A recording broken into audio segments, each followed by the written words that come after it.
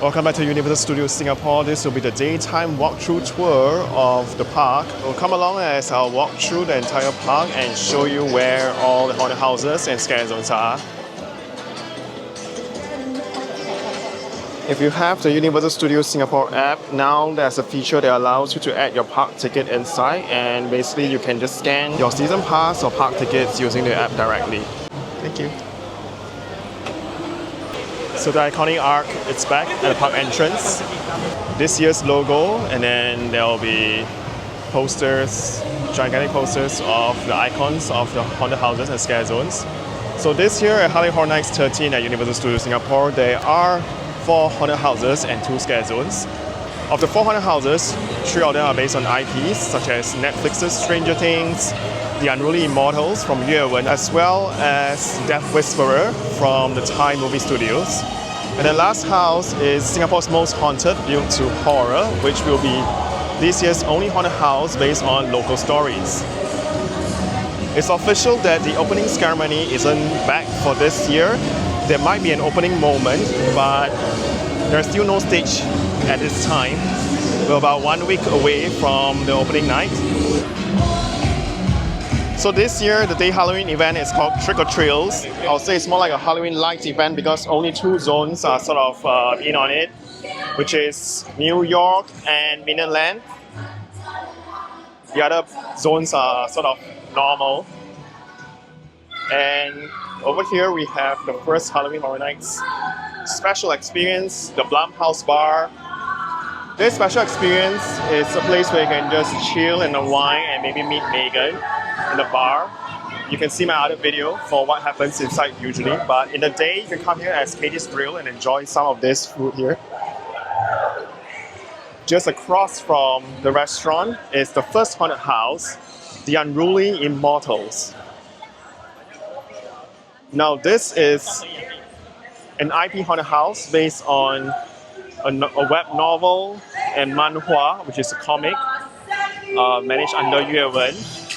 The Chinese name for this haunted house is Dao Gui Yixian. Directly translated will be Dao of the Bizarre Immortals. So anyway, the official English name for this haunted house is the Unruly Immortals, which is also another accepted translation of the original novel. So this haunted house with the entrance over here just means that the actual haunted house is inside stage 28. For the past few years, almost all the haunted houses with the entrance here takes place inside stage 28 with the exception of 1 year. If you know which year that is in the haunted house, leave it in the comments. As we continue our walk around the park, the next attraction would be the FEARground Scare Zone in New York.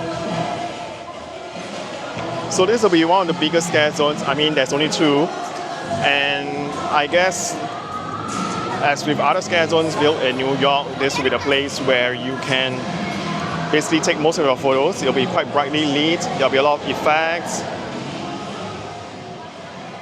And there are these 3 gigantic set pieces along the street.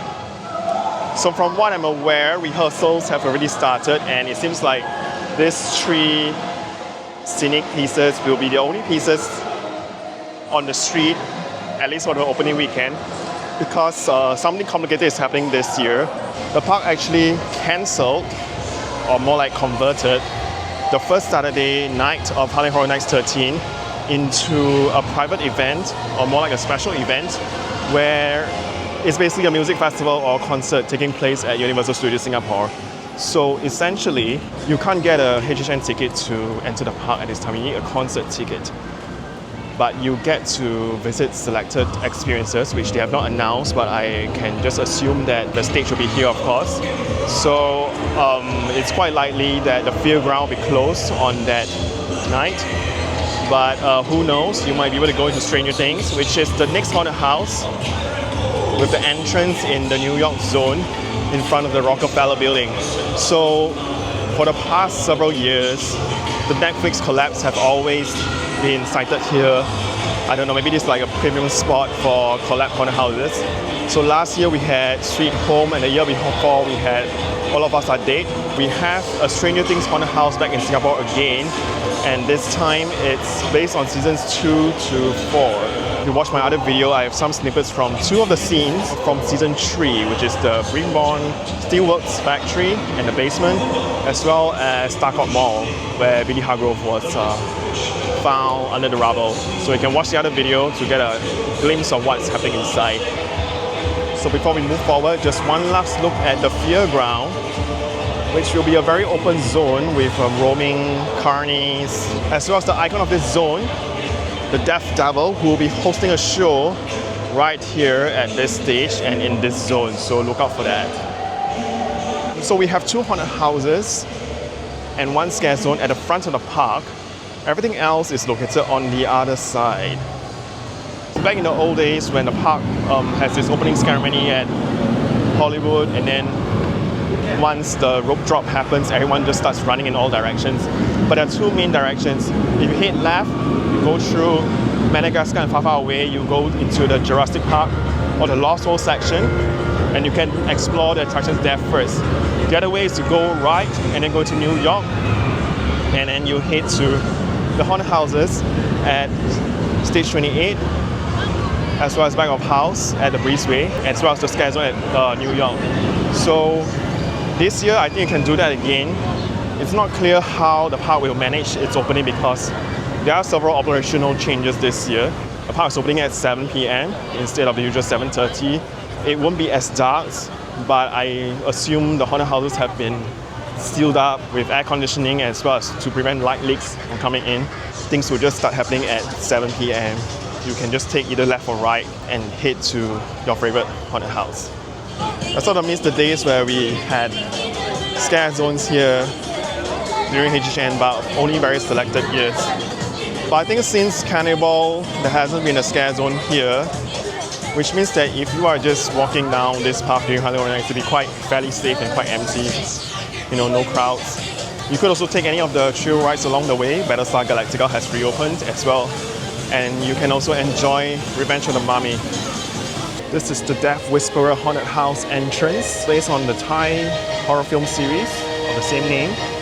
And through this gateway, you will enter the jungles, where you will find the family home in this Thai rural village. And after you walk through this gateway, you will go into the queue before eventually emerging into the fields on the farm, where you will then enter the family farmhouse of Yak and Yam, and then that's where the horror begins within. So if you're interested, you can watch my video. So the cool thing about the haunted house that I got to see is that there are 2 levels. The first level, or the higher level, where you need to walk up a flight of steps to get to, is the treetops, sort of like a maze sort of scene. And then the second is you'll descend into the swamp, which if you watch the movie, that is where the main character has a showdown with the Black Spirit. So no further spoilers, you can watch the Death Whisperer movies, first and second, on Netflix, as well as some other streaming platforms. The third film will be launching next month, so that will continue the story beyond the scope of this haunted house, of course. So after you survive Death Whisperer, you can stroll to the second and the last scare zone, the Realm of Yokai, into this Japanese-inspired world of the supernatural. So one interesting thing that has been done is the embellishment of all these talismans and how they have flipped all the lanterns to show the words "now facing forward." And then over here at the Torii Gate, these black acrylic pieces, which should be backlit, will have the various iconic yokai that you can meet inside, along with the marquee for the scare zone, the Realm of Yokai, right in the middle. So as you can see, there's the sacred rope and paper streamers below the Torii Gate and the main signage. So this marks as the boundary from the living world into the undead when you walk inside. So everything looks quite calm now in the day, but I assure you at night it just goes crazy. So many years ago, I had a chance to experience an overnight camping experience over here at Jurassic Park. I think it's HHN7, under the MasterCard Priceless experience. So it was like a camping thing, and then zombies would attack the tents, and we had to basically endure the attacks until the sun rises. It's actually very fun. Unfortunately, I didn't record on the whole thing. I should have, but I had a photo report documenting the whole experience. So wow, they didn't try to cover it up this week, so we could see really a lot of props going in and out.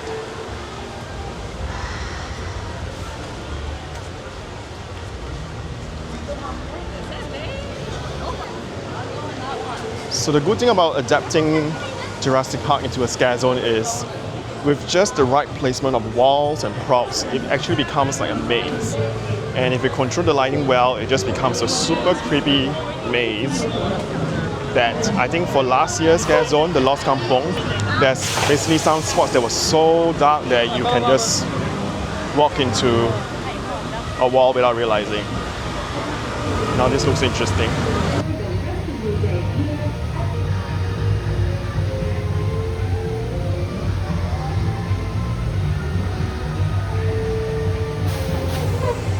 I'm not sure which yokai lives inside this. I don't think the park will use this part of the Jurassic Park for the scare zone. I think over the years this area has not been used. I think the last time it was used for the Pontianak scare zone, because the way they designed the scare zone that year, this was meant to be the exit. I don't think any of the rides will be open. Sometimes for Canopy Flyer it'll be open, and then it's like a bonus for those on RP tour. But I think it just sort of doesn't quite fit the theme or the mood. So this shortcut to Waterworld will bring you to the final attraction of Halloween Horror Nights 13, which is the 4th haunted house. And this is Singapore's most haunted built to horror. Waterworld is closed until the end of the year, so we can't go in closer. The most you could do is to zoom in from here and give you a look at the block 13 of Jalan Tiga Belas, which means street 13 apparently in Malay. It all started with the demon Sensei, who uses cursed acupuncture needles to capture souls of the residents at block 13. And by capturing these souls, he gains greater power as well as immortality. So this unique haunted house will be based on stories, local stories, and as Coral from the park's entertainment team said, home is where the heart is and the horror is. So for those Singaporeans who are visiting this event, you will definitely see all the horrors close to home. And for those who are traveling to Singapore to experience Halloween Horror Nights 13, you will understand what are the horrors that we have here and that we are living with on a daily basis. Yeah, so the entrance is like this. Pretty standard for all the haunted houses that are based here. But I think this time around they decorated the base of the structure a little, so it's more themed. It sort of blends with the Waterworld hoardings. That's all the haunted houses and scare zones, but there's still something over here at Far Away. So if you recall, last year we had Night Terrace, the first castle projection show at Universal Studios Singapore. And this year, Night Terrace is coming back. It's now Blumhouse Fear Lives Here. So you can expect the icons from Blumhouse horror films such as Megan, the Grabber from The Black Phone, as well as characters from The Purge and Happy Death Day. I wish we had Five Nights at Freddy's, but I guess he's exclusive to the US parks this time around. So anyway, this castle, the Far Away castle, will be the canvas for the horrors, and the projectors have all arrived. You can see them above the castle walls over here too. Did anyone realize this happened? Where did Yvette go?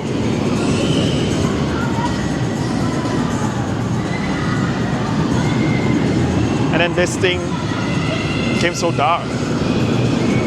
So another fun fact, as part of Day Halloween, the Nightmare Spider from last year's Dark Dreams show is back.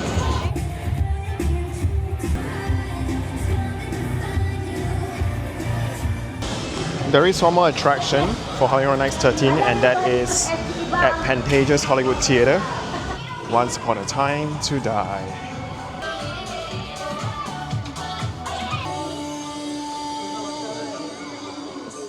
So for this year's day Halloween event, Trick or Trails, the main highlight would be the Halloween Bash Show, which is now it's ended. This is the meet and greet portion.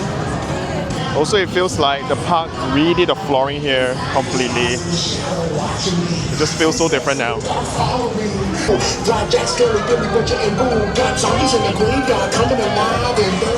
It's new Halloween merch now at Minion Marketplace. New arrivals. So you have this blanket hoodie thing, $59, and this is a sample of how it looks like. Then of course the highlight would be this popcorn bucket, the Minion Zombie popcorn bucket for $50. You want something small? You have options. And another design with a tail. And yet another design. It's a sling bag of sorts. Then the other thing that they offer here would be this mug. Then headbands as usual, but no noise with the cat ears. $25 for this. There's also keychains, $15 each, and oh, these are the 3 plush toys. It's actually easy to see them this way. Let's go to the other shops. At Hollywood, this space is back to normal after the Halloween Bash is gone. But eventually that stage will go and it'll become another chaotic thing when that happens. For all you Minion fans out there, there are actually more places to buy Minion merch at Universal Studios Singapore. Another popular place would be the Minion Mart. So there's a promotion now at Minion Mart where you can grab Frank and Bob at a good price. But other than that, I don't think there's many new things. It's Minion Bob again. There was a year where there were more Minion Monsters products. I think that was 2 years ago.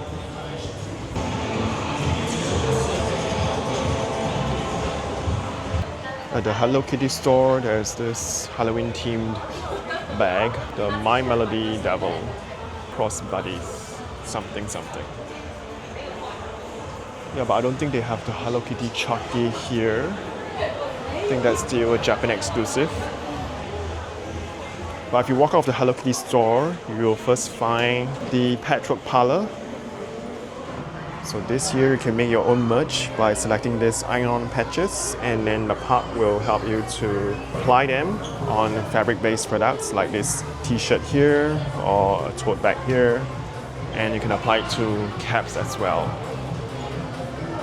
Yeah, and then the prices are kind of affordable because it's actually just small pieces of embroidered fabrics. So I think you just have to pick and provide the base, and the park will help you to do it. There are a few types of patches available. First, you have the really tiny ones. This is the 5 cm size. So you have a Stranger Things, HHN logo, and this small Minion thing, as well as some of the Sanrio characters. Right, then you have the second size, which is the 8 cm. So some of these designs, classic Universal logos, Hellfire Club, Demogorgon Hunter, Stranger Things team, of course. Then you have this other IP characters. Then the really big ones are here, the 12 cm ones. These are $8 each. So if you already are buying something from the retail store here, you can actually get a discount, like $2 per piece. So if you're getting a few things, then it really helps because it's a $2 discount for every single patch. And this is the machine they use to apply the patches. So anyway, enough about that. Now the more exciting thing is happening here. The HHN13 merch display. There's this fan, it's a new product this year, and this fan goes for just $8. You get this fan. Actually, it's pretty effective. So if you have a retail voucher as part of your Halloween Horror Nights package, you may want to buy this one. I mean, it's generic enough to use on a normal day, and I guess it's also quite small. But the trend now is to use the rechargeable fans. But these don't make noise, so that's a plus point. The other thing they have here will be this lanyard case. So they have this from last year, so I think they are just bringing it back because this doesn't have a year logo on it. Then there is this new design, this gothic looking print. Then on the other side, they have just the Minion Zombie popcorn bucket again. So that is it for the HHN13 display. However, over here they have another one with a moving clock. But it's just generic looking things.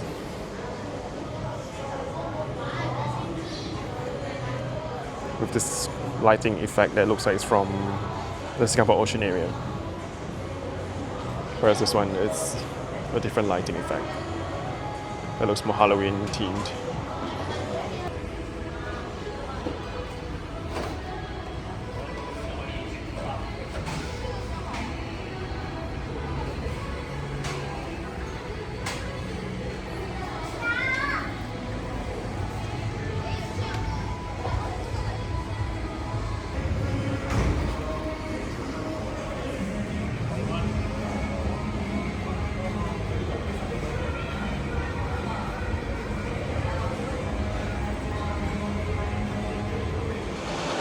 Thanks for watching and coming along this walkthrough tour of the park during the day. Stay tuned for more HHN13 updates.